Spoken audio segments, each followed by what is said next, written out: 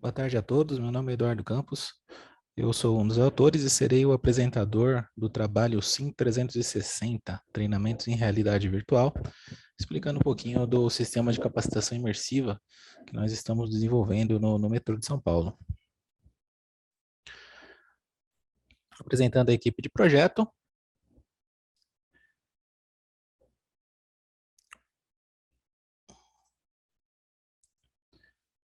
E o que são experiências imersivas? Experiências imersivas são experiências que provocam uma imersão sensorial, podendo simular ambientes e situações reais. Quando nós simulamos situações reais utilizando experiências imersivas, isso é chamado de realidade virtual. E o escopo do nosso trabalho é desenvolver a expertise no desenvolvimento desse tipo de experiência. Falando um pouquinho da psicologia das experiências imersivas. As experiências imersivas, elas envolvem muita psicologia. E durante um bom tempo, a psicologia usou experiências imersivas para fazer diversas experiências, né? No nosso artigo, tem essa figura aqui demonstrando um pouquinho um experimento, que é o experimento da Rubber Hand, o experimento da mão de borracha. Eu consegui um vídeo dessa experiência, foi extraído de um outro vídeo do Anil Seth, que é um vídeo muito bacana também, o link dele tá aqui na fonte, quem puder assistir é bem bacana. Ele explica um pouco de como o nosso cérebro produz uma realidade, e isso tem muito a ver com as experiências imersivas. Quem puder ver é bastante interessante. E o excerto que eu fiz desse vídeo.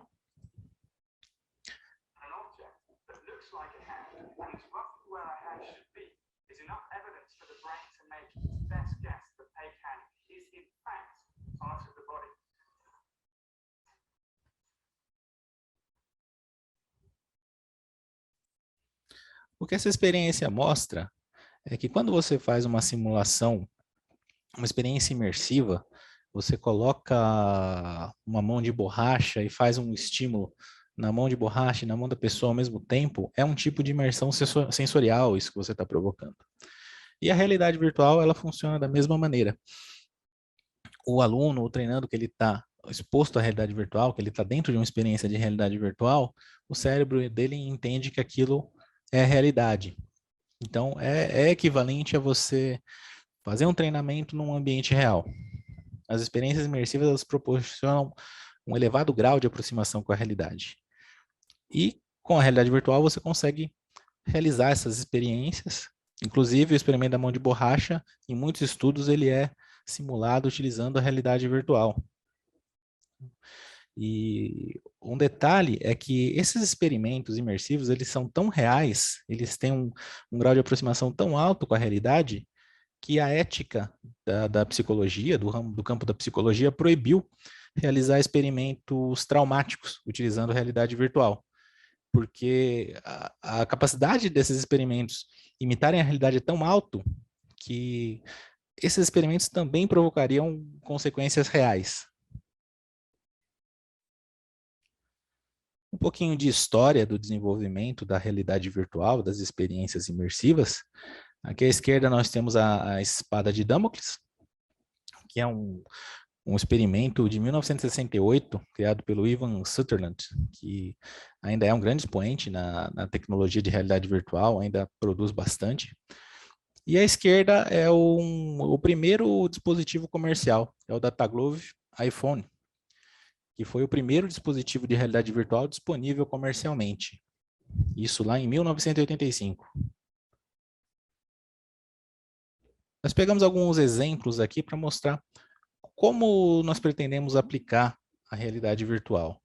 Nós do metrô, muitas vezes pegamos experiências da aviação, tanto para segurança, manutenção e também treinamento. Nós utilizamos muito material dos treinamentos da aviação.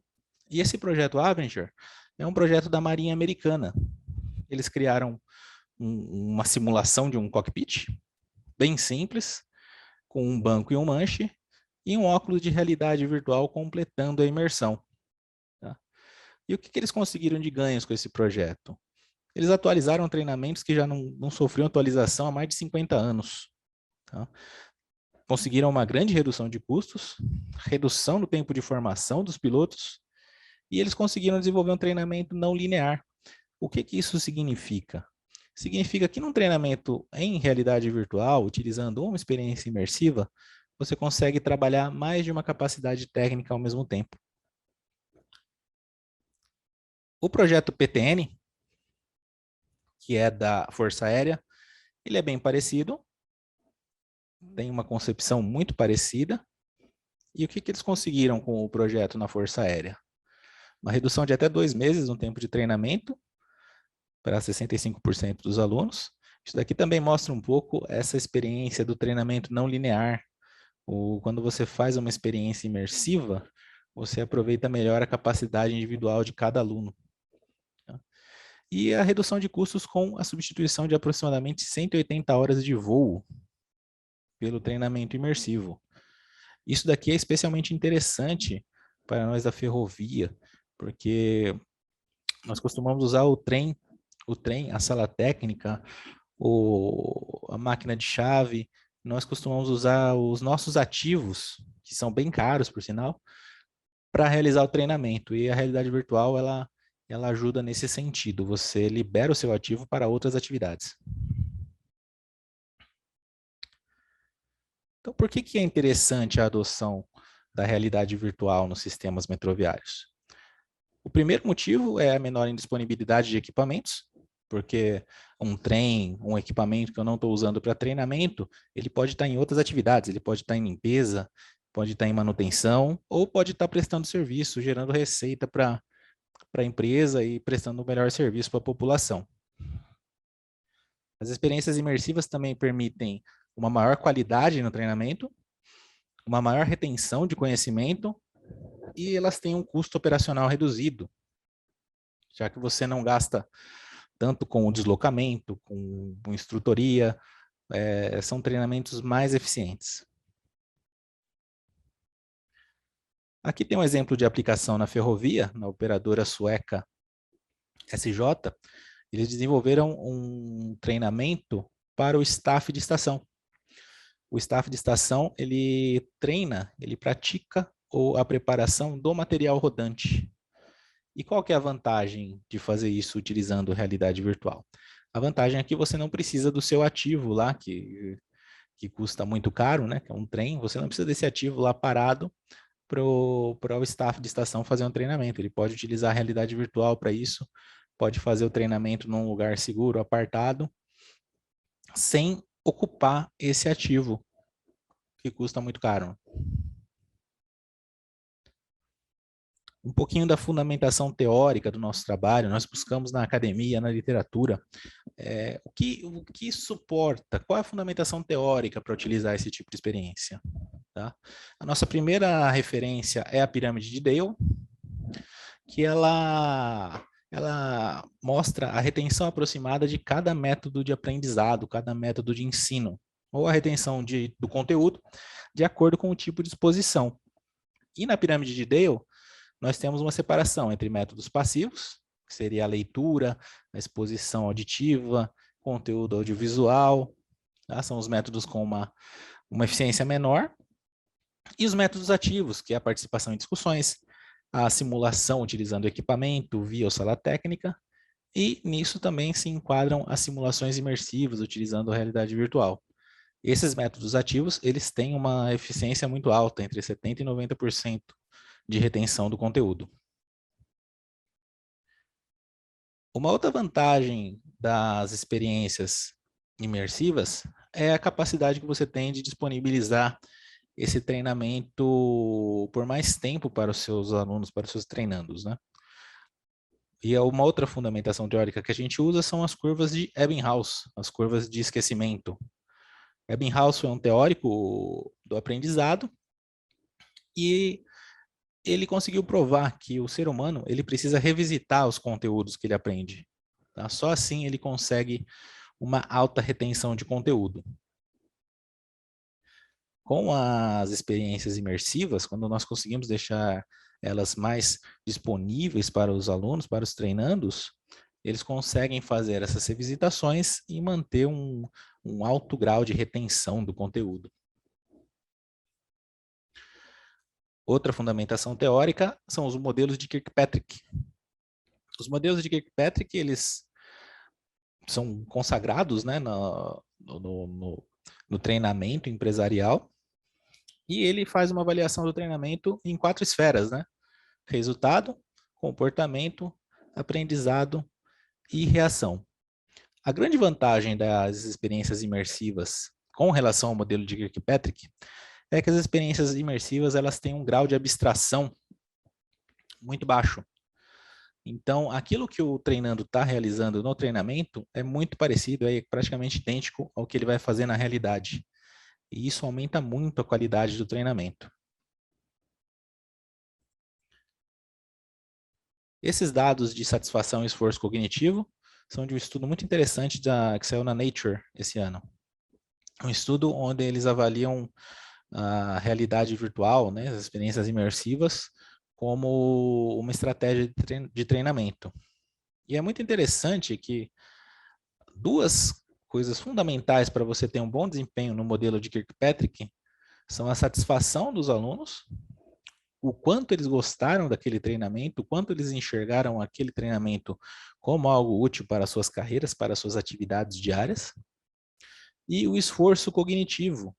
É o esforço que a pessoa tem que fazer para ligar aquele treinamento com a realidade dela, com o trabalho dela. Então, a realidade virtual tem um desempenho muito bom nesses 2 fatores. Aqui um pouquinho do diagnóstico interno que nós fizemos no metrô. Nós começamos com uma necessidade de treinamento que nós tínhamos para todo o quadro de operadores, mais de 1.100 pessoas. E nessa experiência, nós experimentamos trocar 4 horas de treinamento presencial, que seria uma revisão e aplicação de um questionário, por um treinamento em EAD, utilizando um período que os profissionais tinham ali de folga durante o dia, tá? Um tempinho que eles poderiam parar e fazer aquela atividade.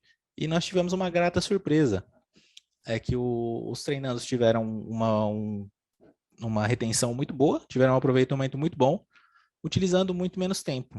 Acabou se tornando uma experiência muito mais adequada ao tipo do dia a dia que nós temos na operação. E dessa experiência com o EAD, surgiu essa inquietação. Será que nós conseguiríamos substituir essa primeira parte do treinamento, onde tinha uma exposição dialogada, uma parte técnica teórica, e 2 práticas, né? Uma prática no trem e um estudo de caso, que seria uma prática. Será que nós conseguiríamos trocar isso por realidade virtual? Fazer uma simulação imersiva? Foi essa inquietação que deu o start para o nosso projeto. Uma das primeiras atividades no nosso projeto foi avaliar qual era a nossa distribuição de métodos de treinamento. E o resultado foi esse. Nós conseguimos perceber que os nossos treinamentos tinham muita carga horária, praticamente a metade do treinamento era dedicada à leitura e a exposições, né? Treinando o instrutor falando e o aluno lendo a apostila. E muito pouco era utilizado simulações imersivas, simulações com equipamentos. Na verdade, o treinamento era boa parte, mais da metade eram simulações, só que no trem, nos equipamentos, nós não conseguimos fazer a simulação para mais de uma pessoa ao mesmo tempo, né? E as simulações imersivas nós ainda não tínhamos em 2018. Comparando aqui com a pirâmide de Dale, nós conseguimos ver que a nossa distribuição era inadequada. Eu tinha um percentual pequeno do meu treinamento, que era dedicado a métodos ativos, métodos mais eficientes. E uma grande parcela do tempo era dedicada a métodos pouco eficientes, era aplicada com métodos pouco eficientes. E a realidade virtual também permitiria melhorar esse cenário, melhorar essa distribuição de métodos de treinamento. Já indo para a parte dos resultados, nosso primeiro passo foi uma validação de tecnologia. Nós conseguimos simular uma cabine do trem em 360 e mostrar para os nossos instrutores, né, para o nosso pessoal de tráfego, como que seria essa realidade virtual, como que seriam esses treinamentos e avaliar a aceitação disso. E a realidade virtual teve uma aceitação muito boa, que permitiu continuar o projeto. O próximo passo foi trabalhar a construção de ambientes, que seria a modelagem 3D, aprender a usar os softwares 3D. Aqui é parte do trabalho do Julian, que faz parte do projeto. Se vocês separarem, esse prédio aqui ao fundo, ele é o prédio da CCO, do CCO que fica ali na Vergueiro, modelado em 3D. Outros resultados foram com relação ao desenvolvimento da expertise, né? Nós tivemos que aprender a fazer essas experiências, né? Então, uma parte muito importante das experiências imersivas são a interface e a experiência do usuário. Tem toda uma técnica, você usa o tamanho de fonte adequado, você tem que ter muita atenção com relação à movimentação dos componentes do seu cenário, os componentes que fazem parte da sua experiência com relação ao usuário dessa experiência. Isso tudo a fim de evitar enjoos, né? Evitar enjoo e obedecer às regras de ergonomia. A experiência tem que ser agradável. E nós descobrimos que muitas vezes essa interface e a experiência do usuário são um fator crucial para o sucesso dos projetos. O projeto ele também tem que obedecer a ergonomia do ser humano. Tá? Tem os limites de movimentação do pescoço, os limites laterais, os limites verticais. Tudo isso tem que ser respeitado. Você tem que posicionar os elementos dentro da sua simulação de forma adequada, de forma a garantir uma experiência confortável para o aluno.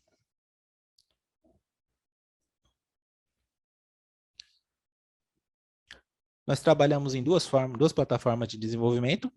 A primeira foi o A-Frame, que é uma plataforma de código aberto que permite desenvolvimentos 3D, experiências em realidade virtual, que podem ser visualizadas em navegadores de internet.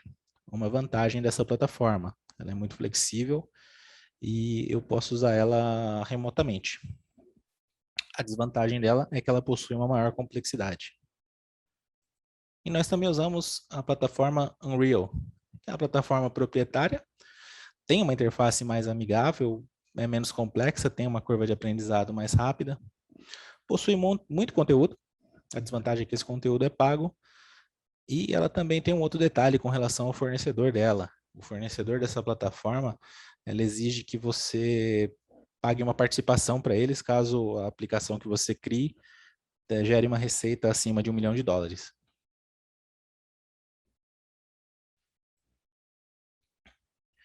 O hardware utilizado, no começo nós usamos o cardboard, que é um óculos de realidade virtual muito simples, né? Feito de papelão, tem até as receitas na internet de como construir esse óculos.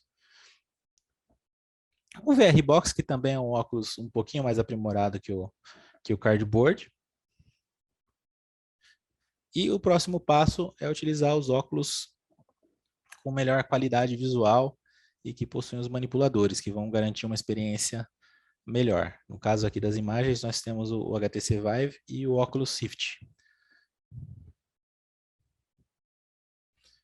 Nosso primeiro desenvolvimento foi a simulação de um trem,